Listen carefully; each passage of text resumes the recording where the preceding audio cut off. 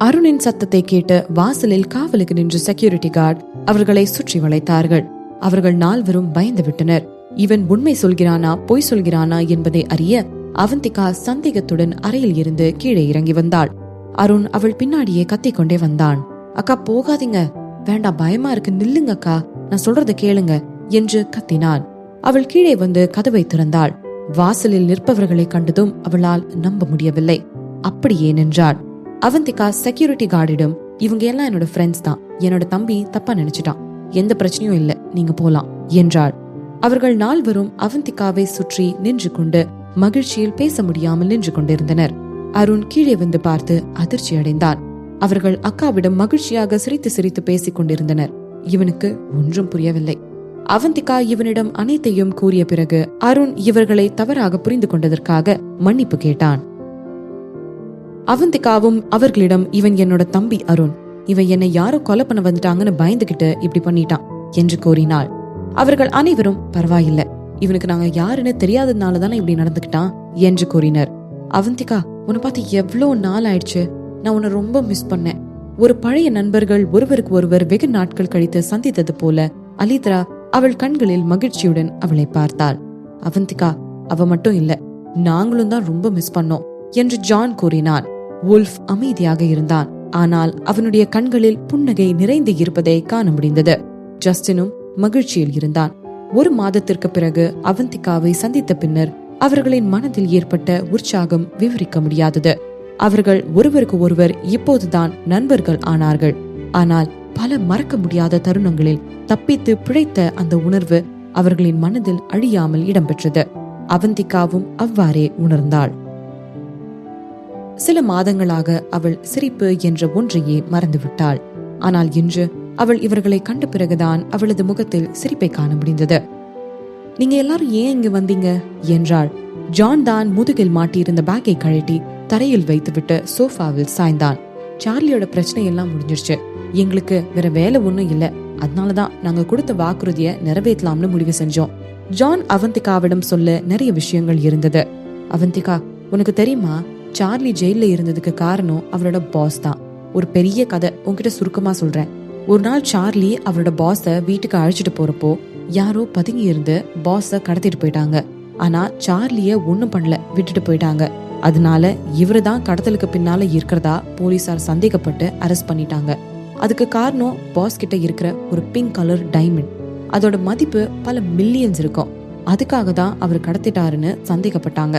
அதுவும் இல்லாம சார்லிக்கு மட்டும் தான் தெரியுமா அந்த டைமண்ட் இருக்கிறது. அதனால ஒன்னும் பண்ண முடியல. அதனால பல வருஷம் ஜெயில போட்டுட்டாங்க. அவரு விடுதலை ஆனதுக்கு அப்புறம் எங்களை சந்திச்சு எங்களுக்கு பயிற்சி கொடுத்துட்டு இருந்தாரு. இருந்தாலும் அவர் தன்னோட பாஸ் எங்க இருக்காருன்னு விடாம தேடிட்டு இருந்தாரு. எப்படியோ அந்த வில்லிங்ஸ்டன் அவரோட கடந்த காலத்தை பத்தி தெரிஞ்சுக்கிட்டான். அதனால சார்லி கிட்ட தான் பிங்க் டைமண்ட் இருக்குன்னு அவனுக்கு சந்தேகம் வந்துச்சு. அதனாலதான் பிங்க் டைமண்ட் இருக்கிற இடத்த பத்தி தெரிஞ்சுக்க அவனை கைது பண்ணி விசாரிச்சான். சார்லிக்கு உண்மையிலேயே அந்த பிங்க் டைமண்ட் எங்க இருக்குன்னு தெரியாது. எந்த காரணமும் இல்லாம அவரை ரொம்ப கொடுமைப்படுத்தியிருக்கான். அதிர்ஷ்டவசமாக பிலிப் பிரசிடென்ட் ஆனதுக்கு அப்புறம் சார்லி அவர்கிட்ட ஹெல்ப் கேட்டு கடைசியில உண்மையெல்லாம் வெளியில வந்துருச்சு.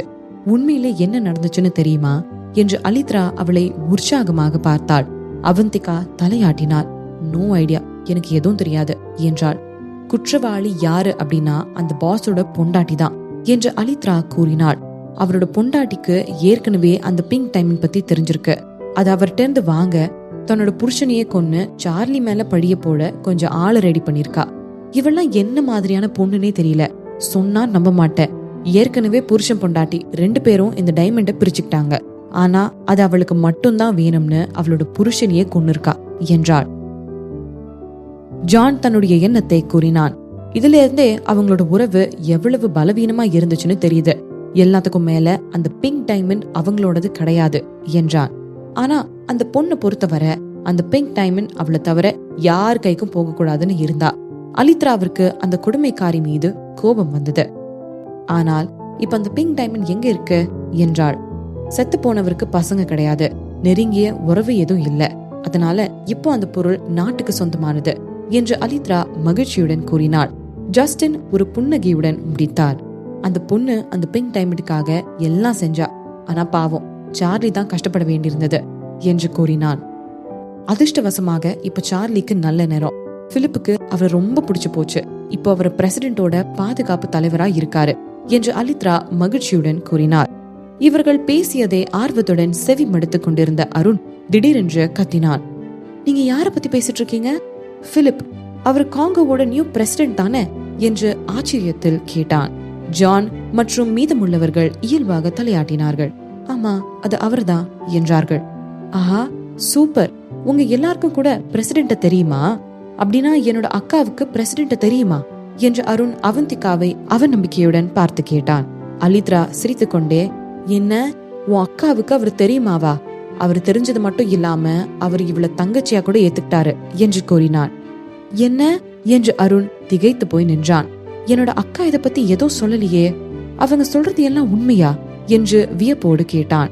அவந்திகாவும் எந்தவித மறுப்பும் சொல்லாமல், ஆமா உண்மைதான், நான் அதை உன்கிட்ட சொல்லலதான், ஏன்னா அது அவ்வளவு முக்கியமானதுன்னு நான் நினைக்கல என்றாள்.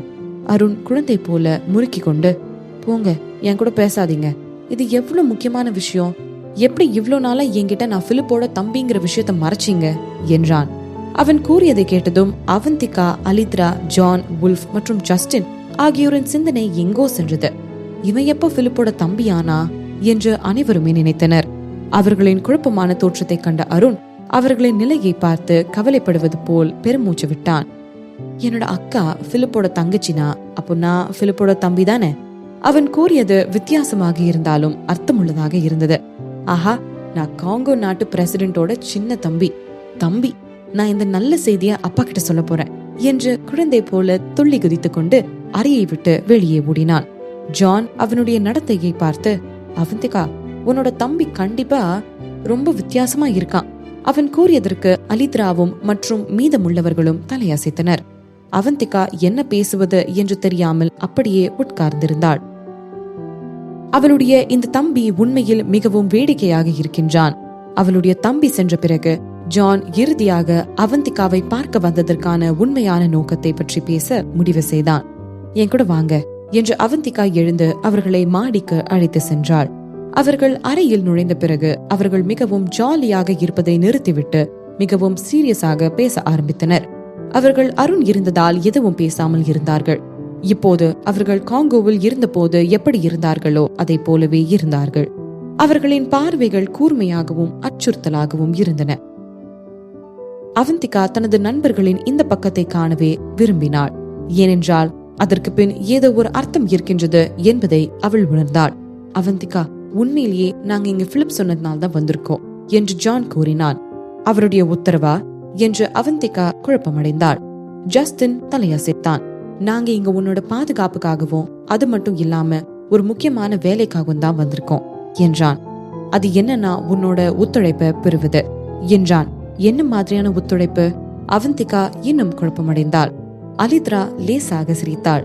இது ஒத்துழைப்பாக இருக்கலாம், ஆனா உண்மையில அது உன்னோட ஆதரவை திருப்பி கொடுக்கிறது. காங்கோவோட பிரபலமான ஏற்றுமதி என்னன்னு தெரியுமா என்று கேட்டாள். அவந்திகாவிற்கு அது தெரியும். முழு உலகும் அதை அறிந்திருக்கலாம். வைரங்கள் தானே என்றாள். நீ சொல்றது கரெக்ட் தான். உலகத்துல வைரத்துல 60% காங்கோல இருந்துதான் வருது. பிலிப் காங்கோவோட வைர சுரங்க ஒப்பந்தத்துல அவந்திகா கையெழுத்து போடணும்னு ஆசைப்படுறாரு. அதனால உன்னோட ஒப்பந்தத்தை பெற இங்க எங்களை அனுப்பி இருக்காரு. உனக்கு ஓகேனா நீ இப்பயே சைன் பண்ணலாம். காங்கோல இருந்து சென்னைக்கு வைரத்தை இறக்குமதி செய்வதை குறிச்சு நீ ஜெனரல் ஏஜென்டா இருப்ப. அதனால இந்த நாட்டுல இருக்கிற முழு வைர சந்தையும் உன்னோட கட்டுப்பாட்டுல இருக்கும் என்றாள். அவந்திகா இவர்கள் கூறியதை கேட்டு அதிர்ச்சி அடைந்தாள். பிலிப் கூறிய பரிசு இதுதானா என்று கேட்டாள். அலித்ரா தலையசைத்தாள். ஆமா, இது அவந்திகாவோட இன்வெஸ்ட்மெண்ட் ரிட்டர்ன் என்று அவள் கூறினாள். இன்வெஸ்ட்மெண்ட். இப்போதுதான் என்ன நடந்தது என்று அவந்திகா புரிந்து கொண்டாள். பிலிப் பிரசிடென்ட் பதவியை ஜெயிப்பதற்காக ரவி கொடுத்த இன்வெஸ்ட்மெண்ட் இதுவே. அவன் தனக்கு ஏதும் பலன் இல்லாமல் எதிலும் ஈடுபட மாட்டான். ரவி இந்த விஷயத்தை திட்டமிட்டுதான் செய்திருப்பதாக அவந்திகா நினைத்தாள். அவன் பிசினஸ் உலகின் முடிசூடா மன்னனாக இருப்பதில் ஒன்றும் ஆச்சரியமில்லையே. அவன் எப்போதுமே சட்டவிரோத வணிகத்தில் ஈடுபட மாட்டான். அவன் ஈடுபட்ட வணிகத்தில் எதுவுமே தோல்வியை சந்தித்ததில்லை. ஆனால் அவன் தோல்வியடைந்த ஒரே விஷயம் என்று பார்த்தால் அது அவனுடைய வாழ்க்கைதான். கண்டிப்பா இது உங்களோட ரிட்டர்ன் கிஃப்ட்னு பிலிப் சொன்னாரு. இதுதான் அவர் வழங்கிய பரிசு, அதனால நீங்க இதை ஏற்றுக்கொள்ளதான் வேணும் என்றனர். அப்படின்னா அவர் சொன்ன கிஃப்ட் இதுதானா என்று அவந்திகா பெருமூச்சு விட்டாள். அவள் எதிர்காலத்தில் இதற்கான பலனை திருப்பி செய்வாள். மேலும் அவளுடைய ஆரம்ப திட்டம் பிலிப்புடன் வைர ஒப்பந்தத்தை பற்றி விவாதிப்பதாக இருந்தது. ஆனால் இவள் பேசுவதற்கு முன்பே பிலிப்பே பேசிவிட்டார். நேரமும் கைகூடி வந்தது. ஏனெனில் இப்போது அவள் தனது திட்டத்தை அதிகாரப்பூர்வமாக தொடங்க முடியும். சரி, அவருக்கு என்னோட தேங்க்ஸ் சொல்லிடுங்க. கண்டிப்பா அவர் என் மேல வச்சிருக்கிற நம்பிக்கைய நான் ஏமாத்திட மாட்டேன். இது ஒரு வெற்றிகரமான பிசினஸா இருக்கும்னு நம்புறேன் என்று அவந்திகா நம்பிக்கையுடன் கூறினாள். அலித்ராவும் மற்றவர்களும் மகிழ்ச்சியாக இருந்தனர். ஆனால் அவர்களுடைய மனநிலை ஒரு வினாடியில் மாறிப்போனது. அனைவரும் ரவியின் நிலையை நினைத்து கவலைப்படத் தொடங்கினர். அவந்திகா, ரவி எப்படி இருக்காரு? அவருக்கு உடம்பு சரியாயிடுச்சா என்று அலித்ரா பதட்டத்துடன் கேட்டாள். ஜானும் மற்றவர்களும் கண்களில் கவலையுடன் அவளை பார்த்தார்கள். அவந்திகா கவலையுடன் தலையை ஆட்டினாள். இல்ல, இப்ப ஏதோ சொல்ற அளவுக்கு இல்ல, இருக்காரு, உயிர் மட்டும்தான் இருக்கு, மத்தபடி என்று கூறினாள். அவருக்கெல்லாம் சரியாகிடும், நீ கவலைப்படாத என்று அலித்ரா அவளை அணைத்துக் கொண்டு ஆறுதல் படுத்தினாள். அவந்திகா தலையசைத்தாள். சரியாயிடுவாங்கன்னு எனக்கும் நம்பிக்கை இருக்கு என்று கூறினாள். அவந்திகா, உண்மையிலேயே இதை பண்ணது ஆதித்யா தானா என்று ஜான் கோபமாக கேட்டான். நியூஸ்களில் பரவிய செய்தி என்னவென்றால் ஆதித்யா தான் குற்றவாளி என்று. அதனால்தான் இவர்களும் இவளிடம் இப்படி கேட்கிறார்கள். அரவிந்த் எப்படி அவனுடைய தங்கையை கொலை செய்திருப்பான் என்பதால் மாதவன் குடும்பத்தை யாரும் சந்தேகிக்கவில்லை. அவந்திகா சிரித்துக்கொண்டே, இது அவன் பண்ணல, வேற ஒருத்தன் என்றாள். அப்படின்னா பண்ணது யாரு என்று அலித்ரா கோபமாக கேட்டாள். யாருன்னு சொன்னா அவனை ஒரு வழி பண்ணிடலாம், நீ ஆசைப்பட்டா கொலை கூட பண்ணிடலாம் என்றாள். அலித்ரா சொல்றது சரிதான், அவங்க சாவ விலை கொடுத்து வாங்குறாங்க, அவங்கள வெயிட் பண்ண விடாம சீக்கிரம் அவங்களுக்கு கொடுத்துடலாம் என்று உல்ஃப் கோபமாக கூறினான். ஜானும் கோபத்தில், அவந்திகா, அவன் உன்னையும் சாவு கிட்ட நெருங்க வச்சிருக்கான்ல, அவன் எப்படி சும்மா விடுறது? அவனுக்கு எல்லாம் பாவம் பார்க்க கூடாது, சுட்டு தள்ளிட்டு போய்கிட்டே இருக்கணும் என்றான். அவந்திகா, எங்களுக்கு அவனோட பேரை மட்டும் சொல்லு, அப்புறம் எல்லாம் நாங்க பாத்துக்கிறோம். நீ இந்த விஷயத்துல தலையிட வேண்டாம். உனக்கு பிசினஸ் விஷயம் நிறைய இருக்கு, நீ அதை பார்த்தா போதும், மத்ததெல்லாம் நாங்க முடிச்சுக்கிறோம் என்று ஜஸ்டின் கூறினார். அவர்கள் எல்லாம் பேசுவதை கேட்டு அவளுக்கு மிகவும் மகிழ்ச்சியாக இருந்தது. இந்த நண்பர்களை பார்த்ததை நினைத்து சந்தோஷப்பட்டாள். அவர்கள் எப்போதும் அவள் பக்கத்தில் இருப்பார்கள். ஆனால் அவள் அவர்களை இந்த விஷயத்தை செய்ய விட மாட்டாள். இவளே பழி வாங்க வேண்டும் என்று நினைத்தாள். அவனை கொல்றது ஒன்னும் அவ்வளவு கஷ்டம் இல்ல, ஆனா நான் உங்களை கஷ்டப்படுத்த விரும்பல. நீங்க என் மேல எவ்வளவு பாசம் வச்சிருக்கீங்கன்னு புரியுது, கவலைப்பட வேண்டாம். நான் அவனை சும்மா விட போறதில்ல, அவங்க யாரையும் தப்பிக்க விட்டுட மாட்டேன். நீங்க எனக்கு ஹெல்ப் பண்ணா போதும் என்று அவர்களை அழிக்க வேண்டும் என்ற கோபத்தி கண்களில் கொழுந்துவிட்டு எரிந்து கொண்டிருந்தது. அவங்க யாரும் தப்ப மாட்டாங்க. கண்டிப்பாக மாதவன் குடும்பத்திற்கு நரகம் என்றால் எப்படி இருக்கும் என்று காட்டுவாள். அவர்கள் செய்த அனைத்திற்கும் பரிகாரம் செய்ய வேண்டியிருக்கும். அவர்களை அழிக்க அவள் தன்னால் முடிந்த அனைத்தையும் செய்வாள். திட்டம் தயாராக இருந்ததால் அவந்திகா நேரத்தை அதற்கு மேல் வீணாக்க விரும்பவில்லை. அலித்ரா மற்றும் மீதமுள்ளவர்களின் உதவியுடன் அவளுடைய பழி வாங்கும் செயலிற்கான தொடக்கத்தை கொடுத்தாள். அவந்திகா அந்த நாளில் ஒரு முடிவை எடுத்தாள். அவள் ஏபிசி நிறுவனத்தின் பங்குகளை 3 மடங்கு சந்தை விலையுடன் வாங்கினாள். இவளுடைய இந்த முடிவானது சுலோச்சனா உட்பட அனைவரையும் அதிர்ச்சிக்குள்ளாகியது. அவந்திகா, நீ ஏன் இப்படி ஒரு முடிவெடுத்த என்று ராமச்சந்திரன் நேராக அவன் நம்பிக்கையுடன் கேட்டார். அவள் ஏதோ ஒரு அரக்கி போல மற்றவர்கள் அவளை முறைத்து பார்த்தார்கள். அவள் என்ன செய்யறான்னு அவளுக்கு தெரியுமா? ஏபிசியின் பங்குகளை வாங்க சந்தை விலையை காட்டிலும் 3 மடங்கு கொடுக்கலாமா? அவள் பைத்தியமா? மூளை இருக்கிறவங்க யாராவது அப்படி செய்வாங்களா என்று அனைவரும் பேச தொடங்கினர். நான் ஏபிசி நிறுவனம் மொத்தத்தையும் அப்படியே முழுங்க நினைக்கிறேன் என்று அவந்திகா ஒரு அரக்கியை போல கூறினாள். அவள் கூறியதை கேட்ட அனைவரும் அப்படியே திகைத்து போய் நின்றார்கள். ஏபிசி நிறுவனத்தை முழுங்குவாளா என்று அதிர்ச்சி அடைந்தனர். அவந்திகா, நீ என்ன பேசுறன்னு உனக்கு தெரியுதா? ஏபிசி நிறுவனம் போல இருக்கிற பெரிய நிறுவனத்தை எப்படி மொத்தமா அழிக்க நீ என்ன நினைக்கிற என்றனர். அவந்திகா, நீ நிறுவனத்தோட பிரச்சனைய சரி செய்ய நினைக்கிறேன்னு எங்களுக்கு தெரியும், ஆனா இப்படி பண்ணா எங்களுக்கு ஒன்னும் புரியல என்றனர். உடனே எல்லாம் செஞ்சு முடிக்கிற விஷயம் இல்லை இது என்றார். அதுவும் இல்லாம இப்போ நிறுவனம் இருக்கிற நிலைமைக்கு மத்த நிறுவனத்தை அழிக்கிற அளவுக்கு நம்ம கிட்ட பவர் இல்ல. அதுவும் இல்லாம இந்த ஏபிசி நிறுவனத்தை சான்ஸே இல்ல என்றார். மிகுந்த பதட்டத்துடன் அன்பு செல்வம், அவந்திகா, இதுதான் உங்களோட முடிவா? ஏபிசி நிறுவனம் நம்மளோட பங்குகளை போட்டி போட்டு வாங்கினதுனால நாமளும் அவங்க கிட்ட திருப்பி அப்படியே செய்யணுமா என்றார். அவந்திகா அமைதியாக தலையாட்டினாள். நீ சொல்றது சரி என்றாள். நீங்க இந்த விஷயத்த ரொம்ப அலட்சியமா எடுத்துக்கிறீங்க என்று அன்பு செல்வன் கோபத்தை அடக்க முடியாமல் கூறினான். அனைவரும் அவள் மிகவும் அலட்சியமாகவும் முட்டாள்தனமாகவும் செய்கிறாள் என்று நினைத்தார்கள். அவர்களுக்கு முன்பே இவள் மேல் நம்பிக்கை இல்லாமல் இருந்தது. நந்தீஷ் கூறியதால் ஏதோ கொஞ்சம் நம்ப ஆரம்பித்தார்கள். ஆனால் அவள் இப்படி செய்ததால் அவள் மீது இருந்த மொத்த நம்பிக்கையும் அவர்களுக்கு போய்விட்டது. 100% நம்பிக்கை இல்லாம நாங்க இதை செய்ய மாட்டோம் என்றாள்.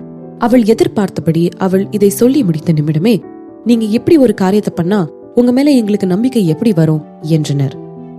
இப்போ நிறுவனத்தோட பொறுப்பை எல்லாம் நீங்க எடுத்திருக்கலாம். இங்க எது எப்படி இருக்கும் ஏதாவது உங்களுக்கு தெரியுமா? தெரியாது. அப்படி இருக்கிறப்போ நீங்க எப்படி இவ்ளோ நம்பிக்கையோட பேசுறீங்க என்றார்.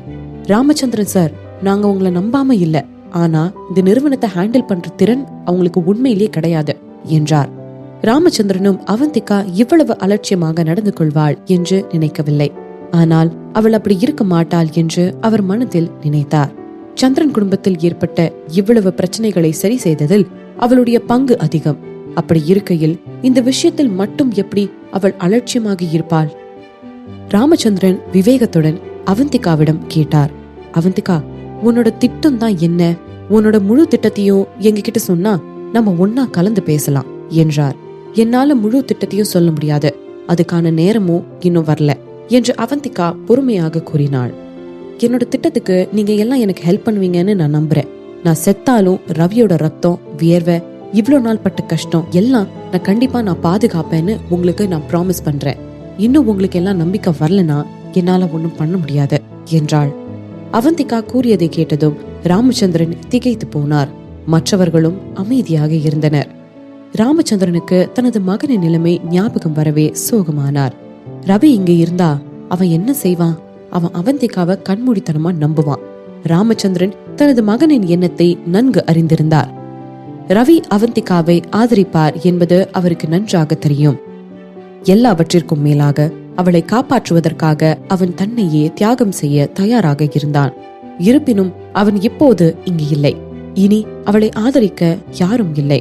அவ்வாறான நிலையில் அவர் தனது மகனையும் தனது மகனின் விருப்பத்தையும் நிறைவேற்றுவார். ராமச்சந்திரன் நிமிர்ந்து பார்த்து, நம்ம அவந்திகா என்ன சொல்றாளோ அப்படியே செய்வோம். இனிமே நிறுவனத்தை இதுல இருந்து மீட்கிறது அவளோட பொறுப்பு. எல்லா பொறுப்பையும் நான் ஏத்துக்கிறேன் என்று உறுதியுடன் அறிவித்தார். என்ன என்று அறையில் இருந்த அனைவரும் அவரை முழு ஆச்சரியத்துடன் பார்த்தார்கள். அவந்திகா அதிர்ச்சியடைந்தாள். அவள் ராமச்சந்திரனின் ஆதரவை எதிர்பார்க்கவில்லை. ராமச்சந்திரன் மீண்டும் பேசினார். நீங்க நம்பாத ஒண்ண சூஸ் பண்ணாதீங்க. நீங்க ஒண்ணு சூஸ் பண்ணிட்டா அதை முழுசா நம்புங்க. இந்த இக்கட்டான நிலைமையில இருந்து நம்ம மீண்டும் வரதுக்கு இப்ப தேவைப்படுற ஒரே ஒரு விஷயம் ஒற்றுமையும் நம்பிக்கையும் தான். அது நீங்க எல்லாரும் ஞாபகம் வச்சுப்பீங்கன்னு நம்புறேன் என்றார். ராமச்சந்திரனின் பேச்சுக்கு மறுபேச்சு பேசுபவர்கள் அங்கு யாரும் இல்லை. எல்லாரும் தலையாட்டி பொம்மையை போல தலையாட்டினர்.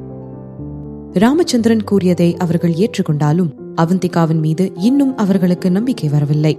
இருந்தாலும் அவள் இப்படியே செய்தால் சந்திரன் குரூப்ஸ் விரைவில் அழிந்துவிடும் என்று கவலைப்பட்டாலும் அவர்களால் இந்த பொறுப்பை அவந்திகாவிடம் ஒப்படைப்பதை தவிர வேறு ஏதும் செய்ய முடியவில்லை. நேரம்தான் அனைத்தையும் முடிவு செய்யும் என்று அவர்கள் நம்பினர். அதுபோலவே அவந்திகாவின் திட்டம் செயல்படுத்தப்பட்டது. ஆனால் அவளுடைய திட்டம் பாதியிலேயே நின்றுவிடும் என்று அவர்கள் நினைத்தார்கள். அவள் தோல்வியடைவதை காண அவர்கள் காத்திருந்தார்கள். அதுவும் இல்லாமல் அந்த நிறுவனத்தின் பங்குகளை வாங்குவதற்கான அவளுடைய நல்ல யோசனையை மறுக்க முடியாது. ஏபிசி நிறுவனம் பெரியதாக இருக்கலாம், ஆனால் அதன் சொத்துக்கள் சந்திரன் குரூப்ஸை காட்டிலும் அதிகமாக இருக்க முடியுமா என்ன? ரவி இல்லாமல் கூட சந்திரன் குரூப்ஸ் ஒரு பெரிய வணிக சாம்ராஜ்யமாக இருந்தது. அதனால் ஏபிசி நிறுவனம் சந்திரன் குரூப்ஸை வாங்க துணிந்ததால் சந்திரன் குரூப்ஸும் அவ்வாறே செய்வார்கள். பணத்தை பொறுத்தவரை யாரும் சந்திரன் குரூப்ஸுக்கு போட்டியாளராக இருக்க முடியாது. சந்திரன் குரூப்ஸின் பணியாளர்கள் அவந்திகாவின் டாக்டிக்ஸுடன் உடன்பட மாட்டார்கள். ஆனால் அவர்கள் ஏபிசி நிறுவனத்தின் பங்குகளை வாங்குவதை மட்டும் மறுக்காமல் மகிழ்ச்சியுடன் ஏற்றுக்கொள்கிறார்கள். இது உண்மையிலேயே எந்த விதமான உணர்வு? இந்த செய்தி விரைவில் நாடு முழுவதும் பரவியது. முன்னதாக ஏபிசி நிறுவனம் சந்திரன் குரூப்ஸின் பங்குகளை வாங்கிக் கொண்டிருந்த போது ஏபிசி நிறுவனம் எவ்வளவு செல்வாக்கு மிக்கது என்று எல்லோரும் ஆச்சரியப்பட்டார்கள். அவர்கள் சந்திரன் குரூப்ஸையே எதிர்க்க துணிந்தார்களா என்று வியப்பில் பேசினார்கள். இருப்பினும் சந்திரன் குரூப்ஸின் பங்கு பரிமாற்றம் ரவிக்கு உடல்நிலை சரியில்லை என்றாலும் சந்தையில் யாரும் அவர்களுடைய இடத்தை வேறு எந்த நிறுவனத்தாலும் அசைக்க முடியாது. ஏபிசி நிறுவனம் இவர்களின் பங்குகளை வாங்க தொடங்கிய போது எல்லோரும் சந்திரன் குரூப்ஸ் அவ்வளவுதான், எல்லாம் முடிந்துவிட்டது என்று நினைத்தார்கள். ஆனால் சந்திரன் குரூப்ஸ் அதன் போட்டியாளர் யார் என்பதை கண்டுபிடித்தது. ஆனால் சந்திரன் குரூப்ஸின் திடீர் எதிர்த்தாக்குதல் அனைவரையும் உண்மையிலேயே அதிர்ச்சிக்குள்ளாகியது. ஏபிசி நிறுவனம் எங்களை வாங்க துணிந்ததா? சந்தை விலையை விட 3 மடங்கு பயன்படுத்தி அவற்றை திரும்பி வாங்குவோம். ஏபிசி நிறுவனம் சில்லறை முதலீட்டாளர்களின் பங்குகளை வாங்கிய போது அது 1.5 விகிதத்தில் மட்டுமே இருந்தது. சந்திரன் குரூப்ஸ் அதை ஒரே நாளில் இரட்டிப்பாக்கியது. அதுபோலவே ஏபிசி நிறுவனம் கொண்ட நற்பெயர் நொறுங்கியது. எஞ்சியிருப்பது பொதுமக்களின் கேலி கூத்தும் ஏளனமும் தான். முன்பு அவர்கள் வெளிப்படையாக சந்திரன் குரூப்ஸின் பங்குகளை வாங்கவில்லை என்றாலும் யாரும் இவர்களை கண்டு கொண்டிருக்க மாட்டார்கள். ஆனால் அவர்கள் சந்திரன் குரூப்ஸை அழிக்க வேண்டும் என்ற எண்ணம் கொண்டிருந்ததால் இது சந்திரன் குரூப்ஸின் வலிமையையும் ஏபிசி நிறுவனத்தின் எண்ணத்தையும் எடுத்து காட்டுகிறது. இறுதியில் ஏபிசி நிறுவனத்தின் நற்பெயர் முன்பை விட மோசமாக முடிந்தது. பணம் எந்த பக்கம் அதிகம் இருக்கின்றதோ அந்த தரப்பு எப்போதும் வெல்லும். அந்த நடவடிக்கையால் சந்திரன் குரூப்ஸின் நற்பெயர் மீட்கப்பட்டது. இந்த நிறுவனத்தில் இருந்து வெளியேறியவர்கள் அதிர்ச்சியடைந்தனர். மிகச்சரிவில் மற்றும் திவால் ஆகும் நிலையில் இருந்தது. இப்போது என்ன நடந்தது? அவர்களின் எண்ணப்படி விஷயங்கள் ஏன் மோசமாகவில்லை? அவர்கள் இங்கிருந்து வெளியேறிய பிறகு ஏன் சந்திரன் குரூப்ஸ் மீண்டும் போராடத் தொடங்கியது? இது மிகவும் நல்ல விஷயமாக இருந்தது. ஏனெனில் சந்திரன் குரூப்ஸின் நிலை இன்னும் அசையாமல் இருந்தது. ஆனால் இங்கிருந்து வெளியே சென்றவர்களால் மீண்டும் சேர முடியாது. சந்திரன் குரூப்ஸ் வீழ்ச்சி அடையும் வரை காத்திருந்தவர்களும் லாபங்களை பகிர்ந்து கொள்வதற்காக காத்திருந்தவர்களும் அதிர்ச்சி அடைந்தனர். அந்த நேரத்தில் தான் ரவி இல்லை என்றாலும் சந்திரன் குரூப்ஸ் நிமிர்ந்து நிற்கும் என்று அவர்கள் உணர்ந்தார்கள். சந்திரன் குரூப்ஸின் அதிர்ஷ்டம் ரவியுடன் சென்றுவிடவில்லை. எனவே சந்திரன் குரூப்ஸ் இன்னும் அதன் கம்பீரத்துடன் மிகப்பெரிய மற்றும் வலுவான போட்டியாளராக இருந்தது. பெங்களூரில் லீலா மாதவன் சந்திரன் குரூப்ஸின் சமீபத்திய வளர்ச்சியை பார்த்து கோபமடைந்தாள். ரவியின் விபத்தானது சந்திரன் குரூப் மற்றும் ஜி குடும்பத்தின் அழிவை கண்கூடாக காட்டும் என்று நம்பினாள். ஆனால் இங்கு நடந்ததோ வேறு. அவள் சந்திரன் குரூப்ஸின் பங்குகளை வாங்க தொடங்கிய பிறகு உண்மையில் வீழ்ச்சியடைய தொடங்கியது. அதன் தயாரிப்பு மட்டும் விற்பனையை நிறுத்தவே இருந்தது. ரவியின் விபத்தின் ரூபத்தில் சந்திரன் குரூப்ஸ் மற்றொரு அடியால் நிலை குலைந்தது. சந்திரன் குரூப்ஸும் அவளை ஏமாற்றவில்லை. நாளுக்கு நாள் அதனுடைய நிலைமை மோசமடைய தொடங்கியது. இந்த மாபெரும் திமிங்கலத்தை முழுவதுமாக விழுங்குவதற்கு அவளுக்கு நேரமும் பொறுமையும் தேவை என்று லீலா அறிந்தாள். உண்மையில் அவள் அதை மெதுவாக செயல்பட தயாராக இருந்தாள். எனவே சந்திரன் குரூப்ஸின் திடீர் வளர்ச்சி அவளுக்கு ஒரு பெரிய ஆச்சரியமாக வந்தது. ரவி இல்லை என்ற நிலையிலும் சந்திரன் குரூப்ஸ் இது போன்ற ஒரு துணிச்சலான முறையில் வீழ்ச்சியில் இருந்து எப்படி மீண்டது? அவர்கள் அதை எப்படி செய்தார்கள்? இது போன்று அதிக விலைக்கு பங்குகளை வாங்குவது அவர்களுடைய சொத்துக்கள் அழியும் என்று சந்திரன் குரூப்ஸின் அழிவை துரிதப்படுத்தும் என்று நினைத்து அவர்கள் பயப்படவில்லையா? அல்லது இறக்கும் தருவாயில் இருக்கின்ற மிருகத்தின் கடைசி போராட்டமா? இருப்பினும் அவள் அதை எப்படி பார்த்தாலும் சந்திரன் குரூப்ஸும் விடுவதாக தெரியவில்லை. பின்னர் இது ஏபிசி நிறுவனத்திற்கு எதிரான பழிவாங்கல் என நினைத்து லீலாவின் முகம் கோபமானது. அவள் அதை நினைத்துக் கொண்டிருக்கையில் திடீரென்று அரவிந்திடம் இருந்து அவளுக்கு அழைப்பு வந்தது. ஹலோ அண்ணா என்று லீலா கேட்டாள். சந்திரன் குரூப்ஸ் ஏபிசி நிறுவனத்தோட பங்குகளை எல்லாம் வாங்குது. என்ன நடந்துட்டு இருக்கு? நீயோ என்னமோ அமைதியா இருந்துட்டு இருக்க என்றான். அண்ணா, நான் இதை எதிர்பார்க்கல என்று பதட்டத்தில் கூறினாள். அவங்க இப்படி இவ்ளோ சீக்கிரத்துல இதெல்லாம் பண்ணுவாங்கன்னு நான் எதிர்பார்க்கல. அடிப்பட்ட பாம்பு கால சுத்திட்டு கிடக்கும்னு பார்த்தா இன்னும் சீருது. அதுவும் ரவி இல்ல அப்படிங்கிறப்பையும் எப்படி? அது யாரோட திட்டம், என்ன ஏதுன்னு ஒன்னும் புரியல, ரொம்ப குழப்பமா இருக்கு என்றான். அதுவும் இல்லாம இது ரவியோட முடிவு கிடையாது என்று லீலா உறுதியாக கூறினாள். அது ரவி இல்லாத வரை அவள் பயப்பட அவசியமில்லை. இது அவள் எதிர்க்க போகும் நபரிடம் இருந்துதான் அவள் ஆட்டத்தை ஆரம்பிக்க வேண்டும். அரவிந்தும் அப்படியே நினைத்தான். சந்திரன் குரூப்ஸ் திரும்பவும் போராடினதுனால அதை அழிக்கிறது ரொம்ப கஷ்டமா இருக்கும் என்றான். அண்ணா கவலைப்படாத, இதை நான் பாத்துக்கிறேன் என்று லீலா அதே நம்பிக்கையுடன் கூறினாள். என்ன பிளான் வச்சிருக்க என்றான். லீலா கோபமாக சிரித்தாள். ரவி இல்லாம சந்திரன் குரூப்ஸோட அழிவை யாராலும் மாத்த முடியாது. அதனால இப்போ நான் செய்ய போற ஒரே விஷயம் கடைசி வரைக்கும் அவங்களோட தொடர்ந்து போராடுறதுதான் என்றாள். லீலா, அவங்க கூட இவ்வளவு வெளிப்படையா மோதுறது நல்லது இல்ல என்றான். எனக்கு தெரியும் அண்ணா, ஆனா நீங்க தான் என் கூட இருக்கீங்களே, அப்புறம் என்ன, நம்ம 2 பேரும் சேர்ந்து சந்திரன் குரூப்ஸ அழிச்சிடலாம். எனக்கு நம்பிக்கை இருக்கு. அதுவும் இல்லாம நம்ம ஏற்கனவே வித்யுக்தாவை இழந்துட்டோம், இத நம்ம மறக்க கூடாது என்றாள். அரவிந்த் சிரித்துக்கொண்டே, சூப்பர், உன் மேல எனக்கு நம்பிக்கை இருக்கு. நீ இந்த சின்ன வயசுலயும் ரொம்ப திறமையா இருக்க. உன்னை யாராலையும் ஜெயிக்க முடியாது. உன்னோட திட்டத்தை கண்டினியூ பண்ணு. உனக்கு ஏதாச்சும் தேவைப்பட்டா நான் ஹெல்ப் பண்றேன் என்றான். தேங்க்ஸ் அண்ணா என்றாள். அவள் போனை வைத்த பிறகு லீலா வில்லத்தனமாக சிரித்தாள். சந்திரன் குரூப்ஸ், நீங்க ரொம்ப திமிரா இருக்கிறதுனால கடைசியில யார் ஜெயிக்கிறாங்கன்னு பாப்போம் என்று நினைத்தாள். அனைவருக்கும் ஆச்சரியமாக ஏபிசி நிறுவனம் மீண்டும் போராடத் தொடங்கியது. இப்போது அவர்கள் சந்திரன் குரூப்ஸின் பங்குகளை வாங்க அவர்களை போன்றே 3 மடங்கு சந்தை விலையையும் பயன்படுத்தினார்கள். இதை கவனித்த மக்கள் திகைத்து போனார்கள்.